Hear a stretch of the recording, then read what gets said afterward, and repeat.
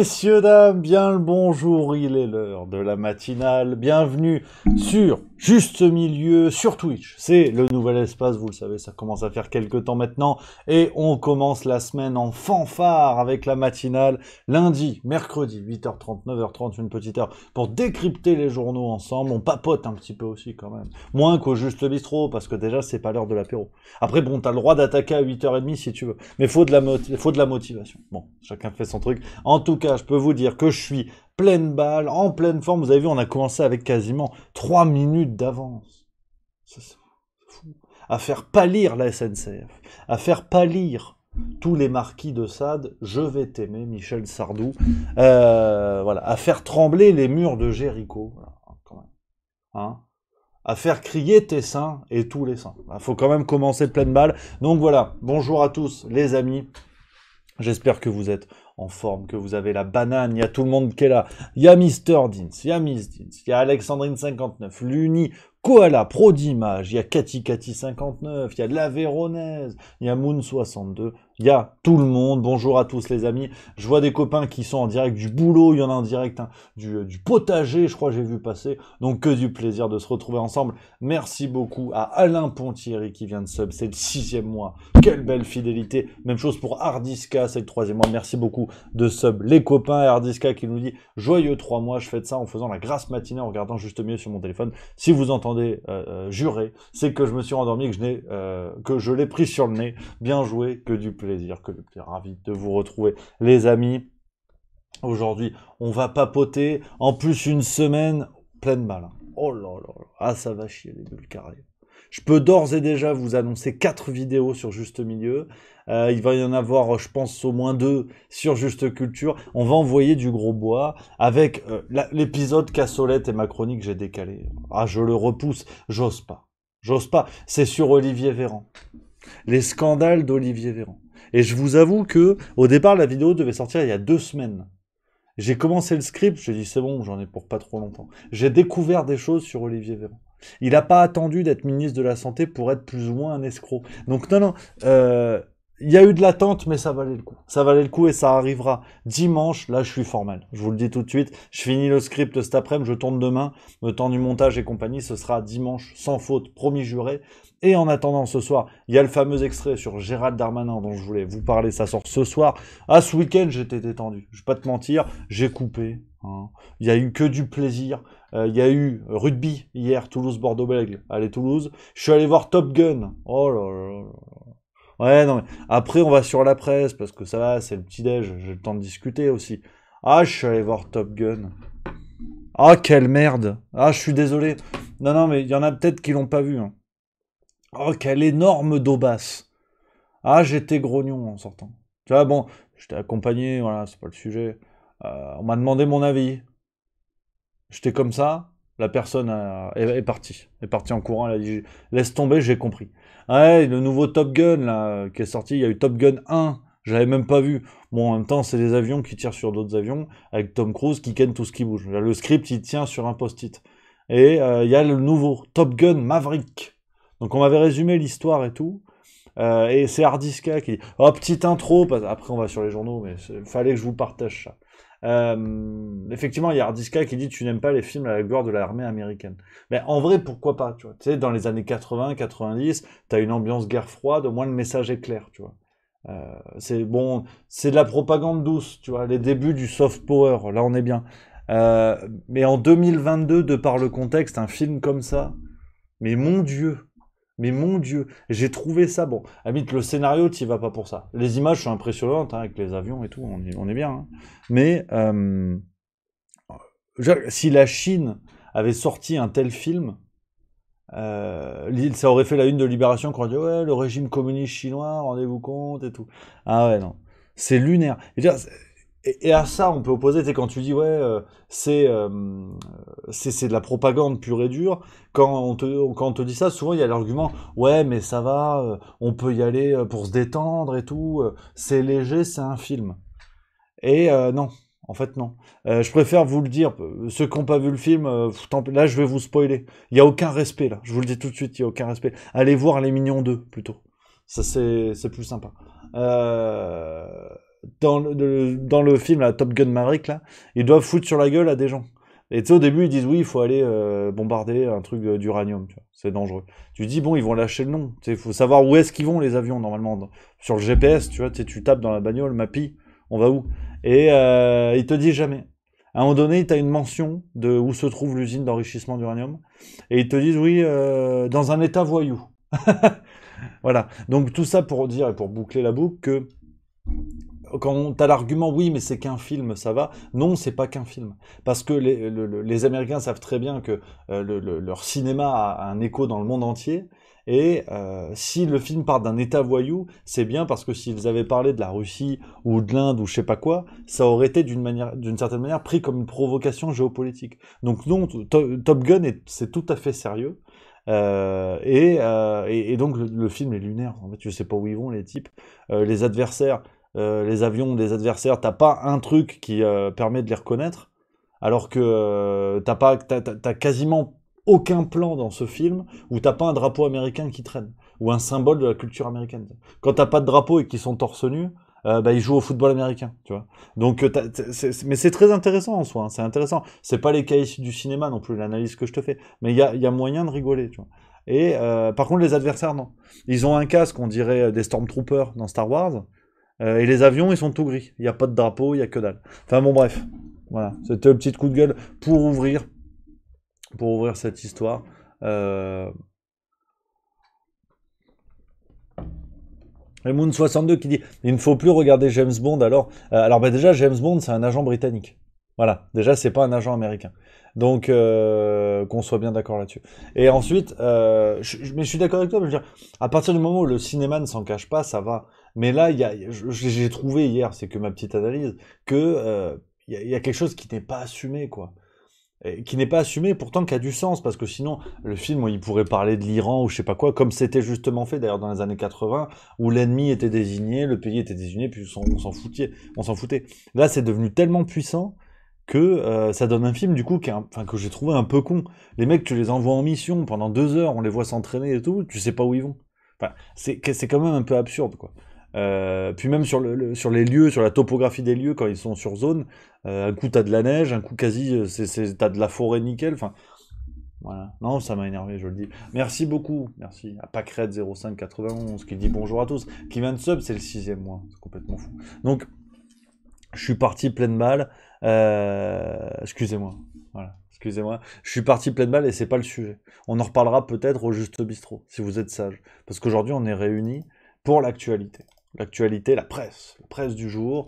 Alors, je dis pas qu'il n'y a pas de propagande comme dans Top Gun. Me faites pas dire ce que j'ai pas dit. C'est juste que là, ce sont des journaux. Et on va commencer. Je voulais attaquer avec vous en Espagne. Nos amis d'Espagne, El País, pour une bonne raison. Pour une bonne raison, parce que y a un article qui a retenu toute mon attention, au-delà du vélo, parce que c'est le Tour d'Espagne en ce moment, la Vuelta, avec Remco Evenepoel, qui est premier pour l'instant, devant deux Espagnols, devant Primoz Roglic, pardon, le Slovène Primoz Roglic, et Enric Mas, jeune Espagnol, un talent espagnol, qui peut peut-être l'emporter. Le suspense est à son comble avant d'entamer la dernière semaine de la course. Et mais c'est pas le sujet, ça j'imagine que vous êtes beaucoup à en avoir rien à foutre. Je voulais vous parler du journal El País parce qu'ils ont un petit bandeau tout à fait sympatoche, sur Olaf Scholz, chancelier allemand, qui a voté pour un nouveau paquet de mesures fiscales et notamment la taxe sur les super profits. Oh non, tu déconnes. Enfin, desconando, c'est de l'espagnol. Desconando ou pas desconando? Parce que en France, la question s'est posée. Et Bruno Le Maire a dit, mais moi, je sais pas ce que c'est un super profit. Ah, non, mais oui, c'est complètement con. Le propos, pas Bruno Le Maire. Quoique. Mais tu vois, Bruno, je te le montre en direct hein, pour te dire de quoi mes journées sont faites. Euh, il sait pas ce que c'est, Bruno Le Maire. Il a dit. Alors attends, faut que je te retrouve l'article. Ta, ta, ta, ta, ta, ta. Une Regarde. notion qui n'a pas de sens. C'est peut-être cette séquence, je crois. Non, je ne sais pas ce que c'est. Voilà. Je pense que c'est une notion qui n'a pas de sens. Les entreprises font des profits. Lorsqu'elles font des profits importants, surtout en période d'inflation, il est nécessaire qu'elles reversent une partie de ces profits. Voilà. Et, il ne sait pas ce que c'est. En vrai, c'est pratique. On déconne, mais si tu sais, si ça n'existe pas, il n'y a pas de sanction à prendre. Donc, mais bon, ça commence à se voir quand même que Bruno Le Maire est un crétin en termes de compétences économiques, parce que les Espagnols taxent les super profits, il y a eu les Italiens, même le Royaume-Uni, là ça fait l'Allemagne. Si l'Allemagne commence à s'y mettre, alors attention, je te dis pas que l'Allemagne est devenue un État communiste, hein, qu'on soit bien d'accord. C'est très encadré, mais il y a une notion d'effort collectif qui est primordiale. Et en France, on te dit non, on sait pas en fait. On ne sait pas. Pour ça, après, je te parlerai du Parisien après tout à l'heure. Vous connaissez la guinguette, c'est vrai que j'ai pas présenté, il y a peut-être des petits nouveaux. On fait l'actualité internationale, quelques journaux, un journal régional pour saluer nos régions, et ensuite on va sur l'actualité nationale, on fera le Parisien ce matin si ça vous va. Donc, et vous verrez, on parle aussi de super profit. Mais en France, ça n'existe pas parce que le ministre de l'économie, c'est pas ce que c'est. Mais en Allemagne, ils taxent. Il y a également des réductions sur les transports qui sont mises en place. En France, bubule. Ah, tu t'assois dessus. Tu t'assois dessus. Donc non, c'est tout à fait curieux de voir que tu vois, outre-Rhin, tu traverses le pont de Quel, pour ceux qui connaissent un peu Strasbourg, enfin pont de l'Europe maintenant, je crois qu'il s'appelle. Là, ça va. En Allemagne, il y a. France, ministre de l'économie ne sait pas ce que c'est un super profit. Ouais. C'est vrai, il y a Twitch de Sam qui a raison dans le chat. Ça, c'est le bon sens comme je l'aime, qui dit les impôts, je ne sais pas ce que c'est. Je ne sais pas ce que c'est, et hop, c'est réglé. C'est vrai. Hein. Non, mais il y a peut-être un mouvement, en fait, à créer, parce que si à partir du moment où tu sais pas que quelque chose existe, c'est que ça n'existe pas. Donc, tu n'agis pas dessus. Donc, c'est vrai que les impôts, si tu sais pas ce que c'est, tu payes pas. C'est pas con. C'est pas con. Twitch de Sam, il est vraiment pas con. Donc, on enchaîne un petit peu, et d'ailleurs, sur la même page, on voit hein, que en Espagne, y a ces mesures-là qui se posent, alors que pendant ce temps, Bruxelles réfléchit. Ouais. Ils sont en train d'étudier une solution au gaz russe, ouais. 6 mois après le début du conflit, à peu près. Ouais, bah oui, 6 mois, à peu près. Ouais. Ils réfléchissent. Ils réfléchissent pour savoir un petit peu. Donc voilà un petit peu ce qui se dit hein, du côté de l'Espagne. Oh, faut du café. Donc je voulais vous le montrer pour ouvrir là-dessus, pour vous montrer que ça bouge en Europe et que même en Allemagne, cette histoire de super profit se pose et qu'en France, bon, officiellement, et vous connaissez la guinguette, c'est pas pour mettre de l'huile sur le feu, mais on prend les gens pour des abrutis. Aujourd'hui, il n'y a plus de secret. On prend vraiment les Français pour d'immenses crétins. Et voilà comment se règlent les débats. Et pendant ce temps, on y reviendra dans le Juste Bistrot parce que j'ai un coup de gueule en ce moment à faire. Je le ferai demain midi, 11h30. Pendant ce temps, on parle de la cuisson de la viande, tu vois, en France. Est-ce qu'il faut barbecue, pas barbecue? Si tu fais barbecue, est-ce que t'es viriliste? Voilà comment on occupe le terrain. Donc je suis en train d'être remonté contre les écolos. Je vais vous en reparler, mais il y a peut-être une vidéo qui va arriver parce que ça commence à m'énerver. Les écolos, ils commencent à me saouler. Mais les écolos de plateau, hein, tu vois, Émeric Caron, Julien Bayou, Sandrine Rousseau. Pas les gens qui chez eux font leur tri gentiment, font de la permaculture ou je sais pas quoi, qui demandent rien à personne et qui n'ont qu'une intention qui est celle de faire ce qu'ils peuvent au quotidien. Je te parle des écolos en bois, tu vois, mais en bois, bois de cagette, tu vois, vraiment un truc pas terrible. Donc on va aller aussi du côté du monde parce que aujourd'hui s'ouvre le procès de l'attentat de Nice. On s'en rappelle hein, ce funeste 14 juillet 2016. Et aujourd'hui s'ouvre hein, le procès au même endroit que là où s'était tenu le procès V13, le procès des attentats de novembre 2015. Et donc voilà, ça commence aujourd'hui. On va forcément beaucoup reparler hein, de ce terrible attentat, d'aller scruter un petit peu la personnalité du terroriste Mohamed Lawalej Boulel, avec en plus d'autres ces potentiels complices qui sont dans le box des accusés. Donc voilà, un procès hors norme, un peu dans la lignée de celui des attentats de novembre, et un procès sans, une fois de plus, sans principaux responsables, on va dire, là où les attentats de novembre 2015, il n'y avait que Salah Abdeslam qui était présent. Là, c'est pareil, Anis, le principal coupable, n'est pas là pour cause de décès. Donc, voilà, un procès terrible qui va relancer, bien sûr, qui va rouvrir cette page récente de l'actualité française. Sinon, du côté du monde, on a quoi? L'archipel des camps de filtration russes, hein, détention, interrogatoire et torture, ils sont utilisés pour évaluer les citoyens ukrainiens. On va revenir aussi là-dessus, mais il faut quand même rappeler, parce qu'on en a pas mal parlé dans le Juste Bistrot, on a eu cet article le 2 septembre sur BFM TV, je voulais revenir avec vous là-dessus, parce qu'on parle de l'Ukraine. Kiev affirme avoir frappé la ville où se trouve la centrale de Zaporozhye. Voilà. Donc le régime ukrainien, et c'est BFM TV, hein, a ouvertement reconnu qu'ils avaient frappé à proximité de la centrale, juste pour vous dire que quand ce sont des missiles russes ou des cheminées russes, là on fait des reportages de partout, vous en avez sûrement entendu parler. Cet article-là, je voulais vous le montrer parce qu'il fait pas la une du Monde. Non, j'ai bien cherché, il fait pas la une du Monde. Donc là, il parle de centre de filtration, je sais pas quoi. Mais ça n'a pas fait la une, ça. Donc peut-être ça va venir, on sait pas. On parle beaucoup. Ah, tu vois, ça me fait bailler. Déjà, sujet chiant, ça. On parle beaucoup des républicains qui sont en pleine phase de rentrée scolaire et qui vont choisir leur nouveau président du côté des républicains. Donc ils tiennent la corde. On a Éric Ciotti, Bruno Retailleau et Aurélien Pradier. On va voir ce que ça veut dire. Ça bagarre, mais pour un parti qui, rappelons-le, a fait à peine 5% quand même. Aux dernières présidentielles. Est-ce que c'est le chant du cygne pour les républicains ou est-ce que vraiment ils vont réussir à se relancer tout en sachant que pour la petite analyse politique rapidos, ce choix du président des républicains, il est fondamental non pas pour opposer une tête de savoir qui va dire des conneries dans les journaux pendant 5 ans, mais parce qu'il y a une vraie ligne politique en fait à défendre, il y a un vrai territoire à défendre dans la mesure où en gros vous avez Bruno Retailleau qui est la droite classique, on va dire, plus proche des Pécresse et compagnie. Éric Ciotti qui est plus la droite qui vient fricoter avec l'extrême droite, donc sur le bord vraiment droit de la droite, et Aurélien Pradier qui se promène entre deux. Donc Aurélien Pradier, bon clairement qui est le challenger, hein, qui ne figure pas avec les deux autres favoris, et on sait que si Bruno Retailleau l'emporte, ce serait un boulevard pour notamment reconquête d'Éric Zemmour, qui pourrait occuper en fait ce territoire droit. Là où si c'est un Éric Ciotti, cette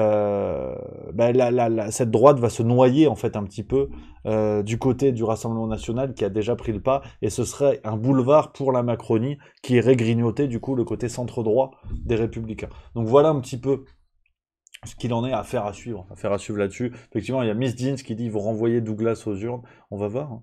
Peut-être on a des hamsters qui vont voter cette fois. Moi, j'aime bien les animaux, donc faut y aller. Hein. Des girafes, des faucons.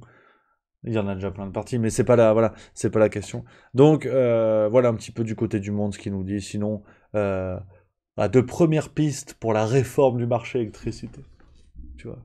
Ah, ça me fait bailler parce que voilà, les premières pistes. Les factures explosent, mais ils en sont aux premières pistes, pour être sûr. Donc voilà un petit peu du côté du monde. On va se faire un troisième petit journal international. On va aller où? On peut aller du côté de l'Italie, ça se tente. Ouais, je comprends pas tout. Hein. Je comprends pas tout. C'est fou. Hein. C'est fou. Je comprends même rien du tout d'ailleurs. Si, Pénélope Cruz, ça j'ai compris ça. Ouais. C'est celle qui a inventé les aides aux étudiants. Pénélope Cruz.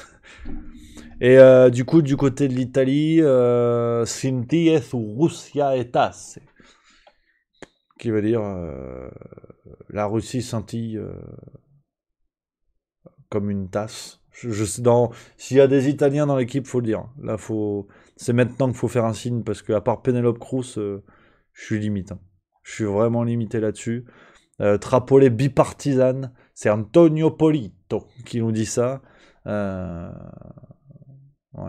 Ouais, non, c'est bien après. Hein. C'est l'Italie, hein, on aime. Hein. Ça, il y a de l'huile d'olive, on est pas mal. Hein. Donc voilà un petit peu là-dessus. On va aller sur les journaux régionaux. On va aller sur les journaux régionaux, pas plus tard que maintenant. Dites un peu les amis d'ailleurs quelle région. Pendant que je me mets un coup de café, coup d'eau, tu connais. Puis on papote un petit peu, dites dans le chat hein, quelle région vous voulez. Oh, qu'est-ce que vous avez avec Tom Cruise enfin. Il y a Moon62 qui dit qu'il est sorti. Penelope Cruz elle est sortie. Ah oui, d'accord, Cruz, je viens de comprendre. Ah, je suis pas si en forme que ça en fait. C'est pas, ouais, tu vois. Je viens de comprendre après une bonne heure. On a le Nord, on n'a pas fait le Nord il y a pas longtemps. Oh, regardez dans ce que j'ai, hein, regarde, paf. Faut piocher là-dedans. Hein. La dépêche Verneuil. Pas mal ça, Verneuil. C'est où Verneuil? On est où là? Le Gard, c'est Midi Libre, on l'a fait il y a pas longtemps. Oh, attends, Verneuil. Qu'est-ce que ça veut dire ça? C'est où Verneuil? Verneuil-Ville. Verneuil-sur-Seine. Ah, c'est du côté de Paris, c'est vrai, même si on fait le parisien derrière, hein, ça va. On a quoi de beau? Attends, non mais bouge pas. Qu'est-ce qu'on n'a jamais fait encore? Le phare Dunkerque. On est allé vers Dunkerque, d'Abbeville, on l'a fait une fois. Ah mais attends, j'étais que dans les Hauts-de-France, là, voilà. Oh, qu'il est quiche. Il est quichounette. La Marseillaise, on l'a jamais fait ça du côté de nos amis de Marseille. On va aller voir un petit peu, non? On va aller voir nos amis de Marseille quand même. Oh. On l'a jamais fait, je crois. Alors attends, il y a peut-être Nicolas Sarkozy. C'est pas mal ça. Qui nous dit Midi Libre parle de remettre des restrictions Covid, je crois. Alors on peut aller voir aussi après. Bon, si c'est que au sein de Midi Libre, ça va. Hein. Mais bon, après, tout le monde en parle plus ou moins. Je vous prépare une vidéo, les amis. Je peux pas vous spoiler. Je peux pas vous spoiler parce que sinon la vidéo elle a été pensée. Il y a un scénario, il y a un truc. Ça ressemble un peu à Top Gun, tu vois. Il y a un truc. Vous allez voir, on parle du vaccin. C'est lunaire. Mais un journal reconnu. Hein. Je vous ai isolé les trucs. C'est quelque chose. Alors attends, on me dit baisse ton écran. Regarde. C'est mieux comme ça? Paf, on me voit mieux, regarde. Ah, attends, ouais, mais on voit pas tout le sommet du crâne. Mon coiffeur, il a quand même bossé, bordel. Voilà, hop là.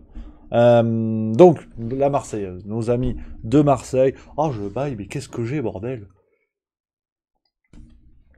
Peut-être parce que j'ai faim. Ouais, j'ai faim déjà, 8h48, putain. Un sac à merde. Non, mais c'est fou. Hein. C'est pénible.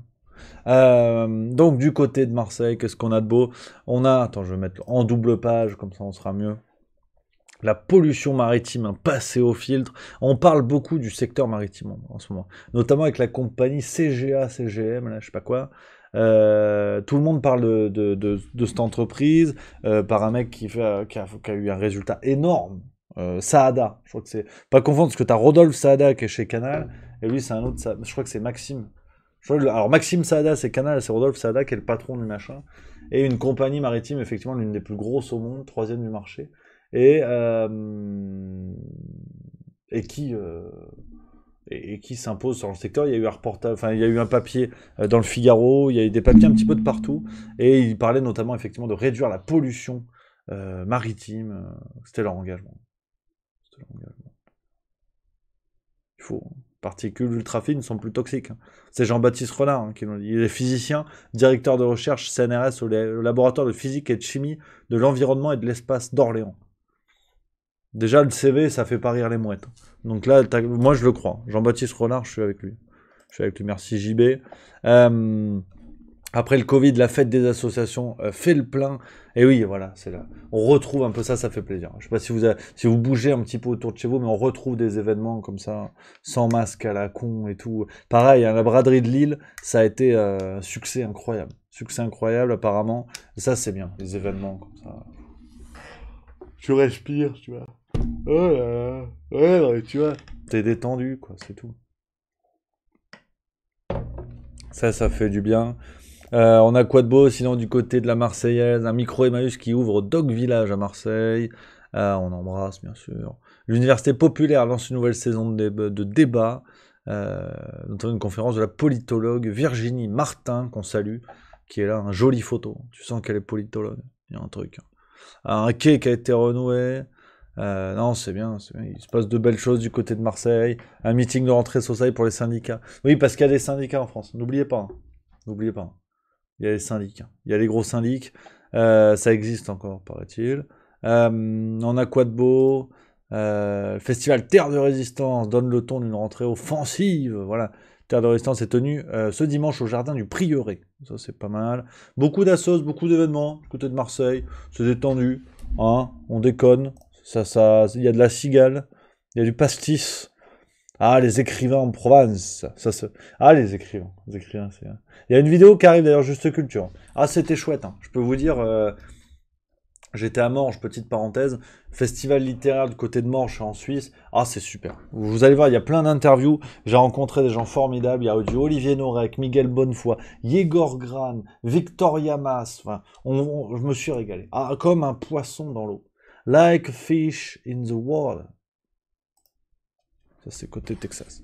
Donc, la rentrée scolaire également. Bon courage à tous les jeunes qui reprennent leur place dans les classes, dans les salles de classe. La cantine. Ah oui, on en avait parlé, tiens. Ça, je voulais revenir avec vous là-dessus. Je vous avais dit, hein, il y avait un petit village à la con, là, pas loin de Paris, qui avait dit oui, finalement, les gens vont devoir, enfin, les élèves, les jeunes vont devoir choisir, les enfants d'ailleurs, vont devoir choisir entre entrée, dessert ou fromage. Eh ben, ça fait boule de neige, hein. Il y a d'autres villes qui commencent à songer à ça. Il y a de plus en plus de médias qui en parlent. Comme d'hab, hein. T'as une idée qui sort et après t'as les autres qui s'allongent dessus. Donc voilà. Du côté de l'Argentine, ah oui, ça aussi, on va y revenir. Il y a eu un truc, je vous résume cette affaire. Il y a eu 4 décès, hein, à Tucumán, en Argentine. Et t'as eu des articles, tu vois. Je vais vous montrer parce que c'est une fois de plus. Voilà quoi. T'as eu des articles terribles, tu vois. L'Express, un pathogène d'origine inconnue frappe la province de Tucumán en Argentine. Voilà, Si certaines ressemblances avec le Covid-19 font craindre une nouvelle épidémie, les scientifiques estiment qu'il est trop tôt pour s'inquiéter. Voilà. Merci à Altaran Officiel qui vient de sub, merci beaucoup. Donc le truc est inconnu, mais il y a des ressemblances. Il y a des ressemblances. Un 3e décès lié à une pneumonie d'origine inconnue. Ouais. Tu vois, je te lis un peu les trucs qu'il y a eu pêle-mêle. Hein. Pêle-mêle. Énigme, bon, énigme résolue, mais c'était une énigme. La pneumonie d'origine inconnue et tout. T'as Nicolas Béraud, donc lui pareil, il est journaliste au Parisien, donc il sait. Hein. 9 cas de pneumonie d'origine inconnue détectés en Argentine, dont 3 décès. C'est chaud. Hein. T'as vu, t'as un peu peur. Hein. En fait, c'était une bactérie légionelle à l'origine de pneumonie. Voilà. Bactéries légionelles comme on peut avoir en France quand t'as des industries, des industriels de l'agroalimentaire qui font pas leur job, t'as les mêmes choses, tu vois. Voilà. Merci beaucoup à Servietsky83 qui vient de sub. Ça, c'est sympa, merci beaucoup. Donc, une fois de plus, hein. Et en fait, t'as la ministre de la Santé argentine qui a déclaré, c'est pour ça que c'est intéressant de revenir là-dessus, il n'a jamais été question d'un virus inconnu, mais plutôt que nous avions une pneumonie bilatérale d'origine inconnue. Ouais, enfin, t'as un emballement, ça devient n'importe quoi. Je le dis. Ah, je le dis. Je pense que on comprend plus rien. On comprend plus rien. Sinon, on a quoi de beau? La droite. Ouais, la bagarre des droites. Ah, ils sont beaux. Hein. Ah, les to be free, là, ils sont beaux comme tout. La bagarre des droites, c'est le grand sujet en ce moment. C'est fou. Hein. Personne ne revient sur cette histoire de chien, hein, parce que tous ces gens-là ont toléré le fait d'être dans un parti où des chiens votent. Hein. Je sais que je radote beaucoup là-dessus, j'en parle quasiment à chaque Juste Bistrot, mais je trouve ça passionnant que ces mecs-là tolèrent en fait appartenir à un parti qui a fait voter des morts et un chien. Je trouve ça assez lunaire, tu vois.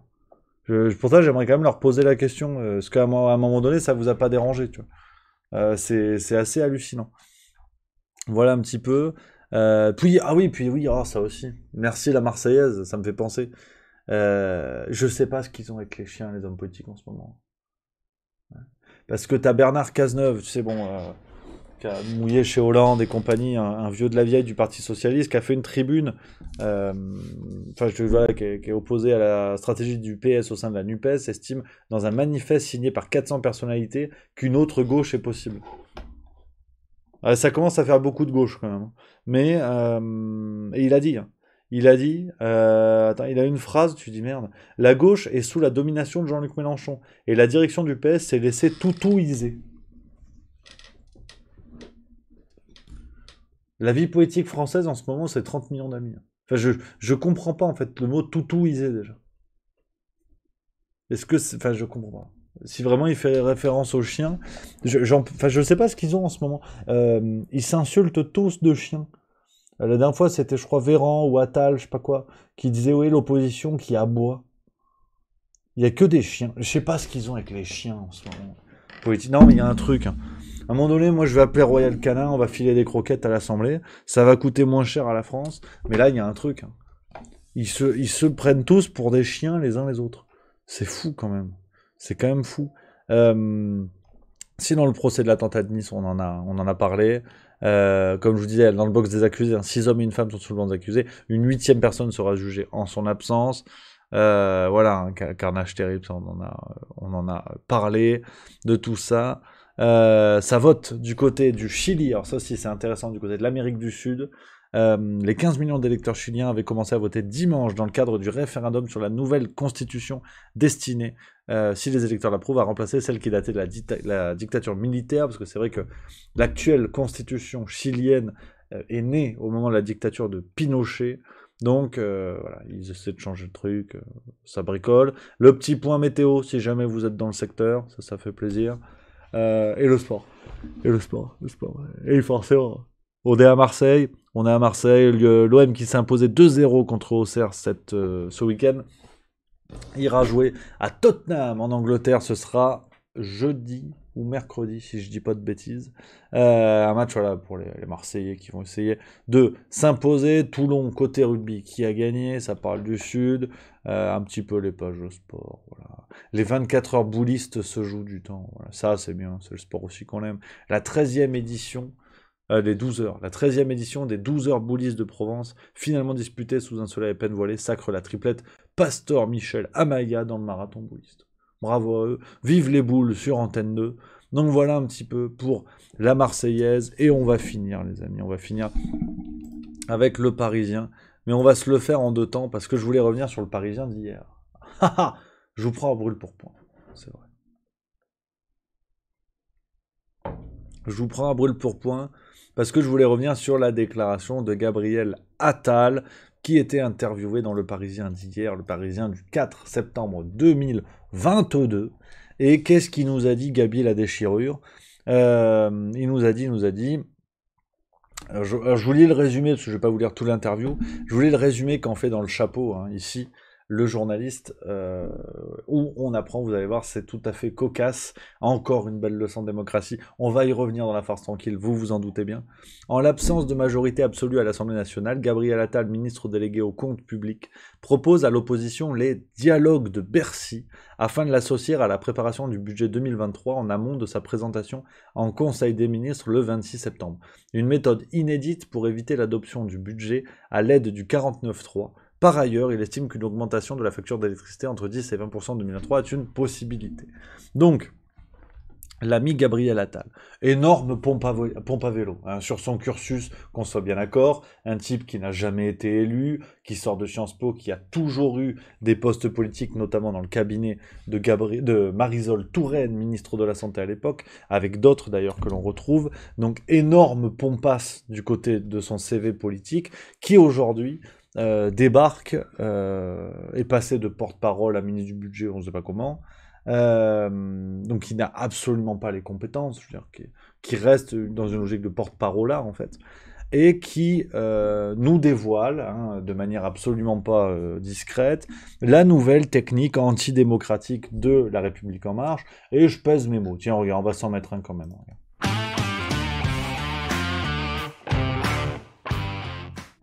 Voilà. Un petit instant grognon parce que, mine de rien, qu'est-ce que ça veut dire cette affaire? Les dialogues de Bercy. Donc encore une connerie, encore un gadget politique où Gabriel Attal, en gros, propose un chantage qui est assez simple. Et il dit que tout simplement, et avec ses dialogues à la con, il invite l'opposition à venir parler du budget, donc à contourner le Parlement. C'est-à-dire que les échanges se feront dans le cadre de ces dialogues de Bercy. Ce qui fait que ces échanges n'auront pas lieu au Parlement, donc ne seront pas visibles par les citoyens, déjà premier niveau. Et deuxième niveau, il dit, vous voyez, on ouvre la porte à l'opposition, avec les dialogues de Bercy, s'ils refusent, on va être obligé de mettre le 49.3 parce qu'on n'aura pas discuté. Donc, une magouille, mais vraiment claire, nette, osons les mots, une magouille tout à fait simple, tout à fait basique, élémentaire, de Gabriel Attal, du gouvernement d'Emmanuel Macron, parce que lui, il est encore dans une logique de porte-parole, un gadget de plus, gadget à la con. Déjà qu'on a eu le Conseil national de la refondation, on va en parler juste après, qui est une énorme cagolerie qui ne sert à rien, en fait, comme les grands débats d'Emmanuel Macron et compagnie. Énorme cagolerie. Et donc voilà un peu pour vous dire ce qui vous attend à la rentrée. Une rentrée qui risque d'être tout à fait musclée. Parce que la voie parlementaire va une fois de plus être contournée. Et pendant ce temps, l'opposition débat de la cuisson de la viande, veut savoir qui va devenir délégué de la classe du côté des Républicains. Donc, quand je vous disais au moment des législatives, non pas pour vous dire vous avez vu, j'ai raison, c'est pas du tout ça, mais je vous disais qu'au moment des législatives, tout le monde défendait son précaré pour prendre du pognon et que derrière l'opposition ne serait que du théâtre, de la NUPES au Rassemblement National en passant par tous les autres. Je me suis fait tomber dessus par certains collègues de la NUPES qui disent oui, non, tu tapes toujours dessus. Ben oui, mais en attendant, vous êtes où? Voilà. Et je ne relancerai même pas la polémique à la con de Mélenchon qui s'est tiré en 4-4. Ça, en vrai, je trouve ça débile. Le sujet est ailleurs. Je préfère laisser ça à Raphaël Enthoven, d'ailleurs, qui aujourd'hui est devenu plus tweetos que philosophe, à mon plus grand regret. Mais voilà, l'opposition est en train de se péter la gueule. De toute façon, il n'y en a jamais eu d'ailleurs. Et elle montre aujourd'hui le fait qu'elle n'est qu'une opposition de façade et que le mouvement ne proviendra que du peuple dans la rue ou d'une mobilisation qui prendra une forme qu'on ne connaît peut-être pas encore. Mais tout le monde là veut gratter un petit bout de gâteau, même jusqu'à Michel Onfray. Alors ça me désole, j'ai appris ça ce matin. Michel Onfray qui a à demi-mot évoqué le fait d'une liste aux européennes portée par Front Populaire, donc qui est aujourd'hui sa revue trimestrielle, formidable revue, qu'il porte avec c'est Michel Onfray et Stéphane Simon. Et qu'est-ce qu'il va foutre dans une liste aux européennes, quoi. C'est-à-dire, s'il y a bien une élection qui sert à rien, c'est les européennes. Et donc, voir Onfray entrer dans la danse, honnêtement, ça me fout le cul en larmes, pour être tout à fait vulgaire. Et je m'excuse s'il y a des jeunes, et ne répétez pas des gros mots, c'est pas bien. Mais voilà, la logique d'opposition s'écroule aujourd'hui. Vous le voyez jusqu'aux syndicats, malheureusement, sauf dans les petites antennes, bien sûr, mais les syndicats nationaux, je veux dire, ceux qui ont accès aux médias et tout ça, malheureusement, n'incarnent plus rien non plus de leur côté. Donc, on va voir un petit peu quand même le Parisien du jour. Attends, j'ai caféine qui bouge pas, j'arrive. Oui, alors, il y a Mimolette 437 qui dit effectivement la précision est importante. Un parti souverainiste a-t-il précisé? Alors, défendre un parti souverainiste aux élections européennes, pour moi, c'est comme conserver sa virginité dans un club échangiste. Voilà. Hein, au bout d'un moment, t'as des choses qui sont pas faites pour ça, quoi. C'est tout. C'est pas grave, hein, mais... Donc je comprends encore moins, si tu veux, la logique, effectivement, de porter le souverainisme. Et d'ailleurs, soit dit en passant, le souverainisme qui est devenu un peu une tarte à la crème politique en France, où tout le monde est souverainiste. Ce qui est absurde, parce qu'il n'est de souverainisme que celui qui défend bec et ongle le Frexit, à savoir François Asselineau aujourd'hui, avec l'UPR, qui est à peu près l'un des derniers Mohicans, avec Philippot et quelques rares autres, dont les noms m'échappent là, mais le souverainisme n'existe pas au sein de l'Union européenne. Je pense qu'il faut malheureusement arrêter de se leurrer. Ça n'est que mon avis. Hein. Merci à SpongeBob84 qui vient de Subprime. Merci mon SpongeBob. Ça fait plaisir. T'es le meilleur, en plus c'est le 4e mois. T'es un taulier. Donc voilà un petit peu. Et même Dupont-Aignan, effectivement, vous me rappelez Dupont-Aignan sur le Frexit, qui est peut-être un petit peu plus timide qu'Asselineau, mais effectivement Dupont-Aignan aussi, qui est là-dessus. Donc voilà, voilà, Sepsep76600 qui dit Dupont-Aignan est ambigu, je suis d'accord, même si bon, il est quand même aussi un peu là-dedans. Donc voilà, pour la question du souverainisme et affaire à suivre, on va en reparler du côté du Parisien, pour boucler la boucle les amis, et après je vais aller bosser, hein, gentiment aller bosser, puis tout le monde va aller bosser, ça suffit maintenant, c'est la rentrée, donc c'est bon. Les attentats de Nice, on en a parlé, vous savez, c'est le grand sujet qui va occuper toute la semaine, même plusieurs semaines à venir, parce que le procès est en cours, procès qui risque de durer quand même un certain temps.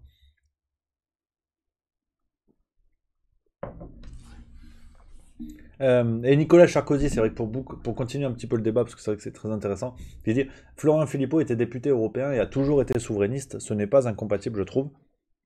Je suis tout à fait d'accord avec toi, mais il y a toujours l'argument, en fait, qui est souvent opposé à Marine Le Pen, quand Marine Le Pen était contre l'Union européenne, tu vois, à l'époque, quand elle avait encore un peu de courage politique, et qui était de lui dire, ouais, enfin, vous êtes bien sympa, mais vous crachez pas sur le pognon de l'Union européenne en étant député. Et c'est vrai. Euh, c'est de l'argument populo. C'est de l'argument populo, démago, j'en conviens volontiers. Mais je trouve ça toujours curieux de critiquer l'Union européenne, d'être souverainiste, d'être député européen et d'accepter le salaire. Peut-être que Florent Philippot l'a refusé à cette époque-là, auquel cas je suis pas au courant, hein. Mais je suis toujours un peu circonspect. Il y a Hardiska qui soulève aussi Kuzmanovic, Georges Kuzmanovic bien sûr, qui est également dans ce groupe des derniers Mohicans, que je salue. Euh, donc pour revenir aux Parisiens, et puis après on va filer, parce que il y a l'ami Alexis Poulain qui a commencé. Tu vois, c'est que du plaisir. On alterne comme ça. On finit gentiment avec donc la connerie du Conseil national de refondation d'Emmanuel Macron et Édouard Philippe, hein, on le sait, ils sont à couteau tiré tous les deux, comme dirait Nabila. Et on sait que Édouard Philippe n'ira pas, c'est officiel. Il est en Québec, je sais pas quoi, machin et tout. Il est au Québec, donc il n'ira pas faire cette connerie. Dans la lignée de Gérard Larcher, président du Sénat. Donc voilà, le truc commence déjà très mal au sein de la Macronie. Il y a beaucoup de doutes déjà, on en parlait dans l'opinion ce matin.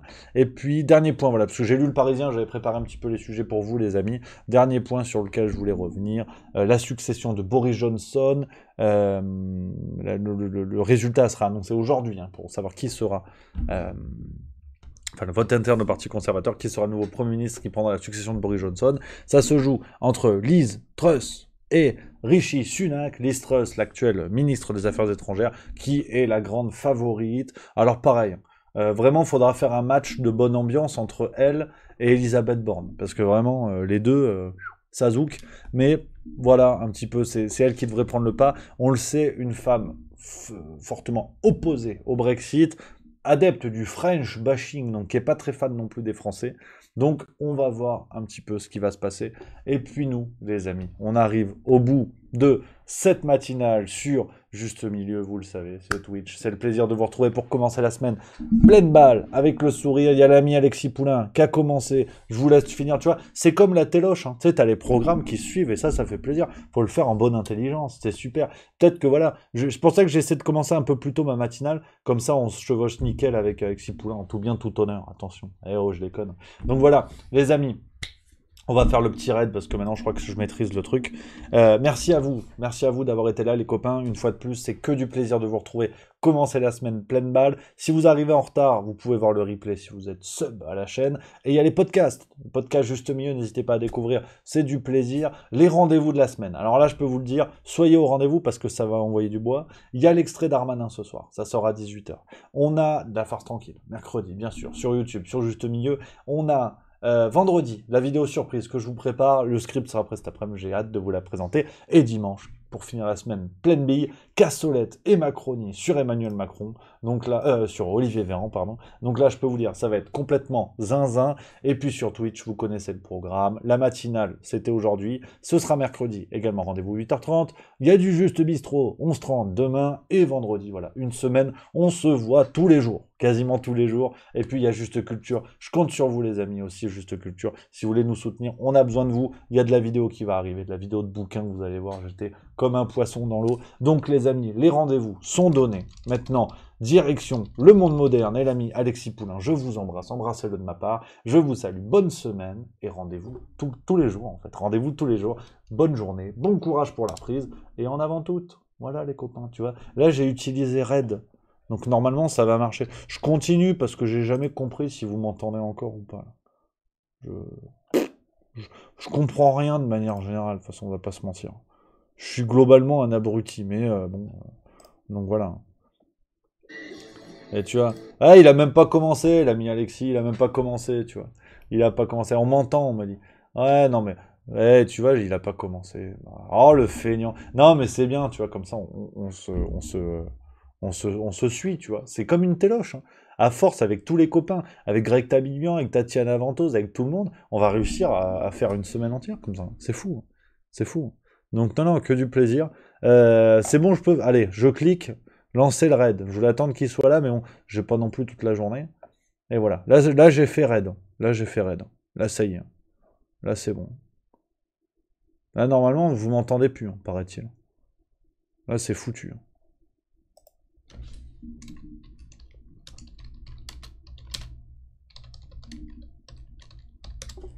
Voilà, tu vois, j'ai tapé. Là, c'est fini. Là, c'est fini. Donc voilà, les amis. Moi, je filoche. Je vous embrasse. Je vais au boulot. Ceux qui sont encore là, je sais pas si on m'entend, si on m'entend pas. Je vous embrasse, je vous salue et je vous dis à très très vite. Ciao, ciao. Regarde, là, c'est fini, là. Paf.